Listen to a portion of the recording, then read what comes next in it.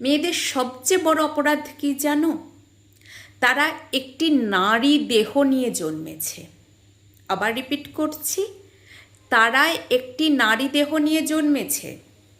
জন্মের পর থেকেই তাদের জীবন এক অদৃশ্য অনিশ্চয়তার মধ্যে কাটে। এই শরীরের কারণেই কখন, কোথায়, কিভাবে তারা যৌন সহিংসতার শিকার হবে তার কোনো নিশ্চয়তা নেই। কয়েক মাসের শিশু থেকে শুরু করে থরে থরে বৃদ্ধা, কেউই এই নৃশংসতার হাত থেকে সম্পূর্ণ নিরাপদ নয়। আবার রিপিট করছি, কয়েক মাসের শিশু থেকে শুরু করে থরে থরে বৃদ্ধা, কেউই এই নৃশংসতার হাত থেকে সম্পূর্ণ নিরাপদ নয়।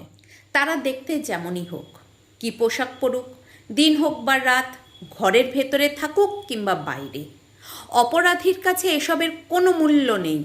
তাই পোশাক, সময় বা চলাফেরাকে দায়ী করা আসলে অপরাধীকে আড়াল করারই নামান্তর।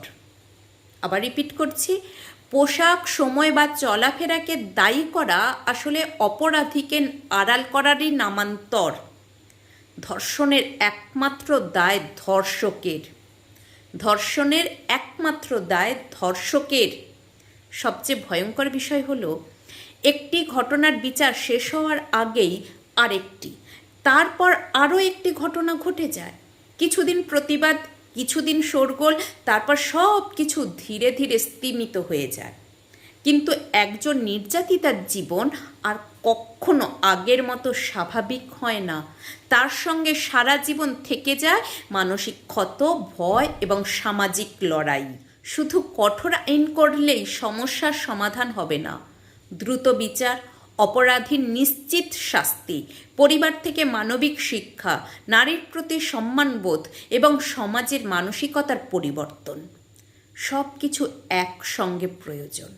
কারণ ধর্ষণ শুধু একজন নারীর ওপর আক্রমণ নয়, এটা পুরো সমাজের মানবিক মূল্যবোধের ওপর আঘাত। যুগ বদলাবে, সরকার বদলাবে, প্রযুক্তি আরও উন্নতি হবে, কিন্তু যদি একটি মেয়েও নিজের নিরাপত্তা নিয়ে আতঙ্কে বাঁচে, তাহলে সেই উন্নয়নের কোনো অর্থ নেই। যে সমাজে একজন নারী স্বাধীনভাবে, মর্যাদার সঙ্গে এবং ভয়হীনভাবে বাঁচতে পারে না, সেই সমাজ কখনোই নিজেকে সত্যিকার অর্থে সভ্য বলে দাবি করতে পারে না। এবার সময় এসেছে শুধু প্রতিবাদ নয়, মানসিকতার পরিবর্তনের।